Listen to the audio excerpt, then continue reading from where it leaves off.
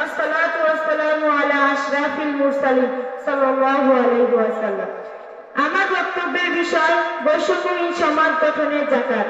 যাকাত অর্থ পবিত্রতা, যাকাত অর্থ বৃদ্ধি করা। মানুষের জীবন ও সম্পদকে পবিত্র করতে হলে পবিত্র ও সর্বশক্তিমান আল্লাহর নির্দেশ জানা ও মানা জরুরি।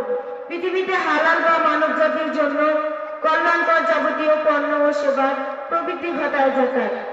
একে অপরকে সহযোগিতার মাধ্যমে ধনী গরিবের মাঝে অর্থনৈতিক ও সামাজিক দূরত্বের অবসান ঘটে। জাতীয় ও আন্তর্জাতিক পর্যায়ে সুদযুক্ত অর্থনীতি আপাত দৃষ্টিতে কল্যাণকর মনে হলেও প্রকৃতপক্ষে সুদের মাধ্যমে সম্পদ কুক্ষিগত হতে থাকে।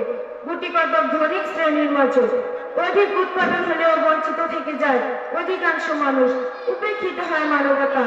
আল্লাহ তাআলা কুরআনুল কারীমে বিভিন্ন সূরায় বারবার তাগীদ দিয়েছেন, কুনাফা ওয়া ইকিমুস সালাতা ওয়া ইউতুজ যাকাতা ওয়া যালিকা দীনুল কাইয়্যিমা। আল্লাহর জন্য একনিষ্ঠভাবে সালাত ও যাকাত প্রতিষ্ঠাই হলো নির্দেশিত জীবন ব্যবস্থা। সূরা বাইয়িনা আয়াত নং 5। তিনি আরো বলেন, ওমা আতাইতুম মিন রিবাল ইয়ারবু ফি আমওয়ালিন নাস ফালা ইয়ারবু ইনদাল্লাহ ওমা আতাইতুম মিন যাকাতিন তুরিদুনা ওয়াজহাল্লাহি ফাউলাইকা হুমুল মুদরিসুন। মানুষের ধন বৃদ্ধির উদ্দেশ্যে তোমরা যে সুদ দিয়ে থাকো, আল্লাহর দৃষ্টিতে তা ধন বৃদ্ধি করে না, কিন্তু তোমরা আল্লাহর সন্তুষ্টি লাভের উদ্দেশ্যে যে যাকাত দাও তাই বৃদ্ধি পায়। এরাই প্রকৃত সমৃদ্ধশালী। সূরা রুম আয়াত নং 39।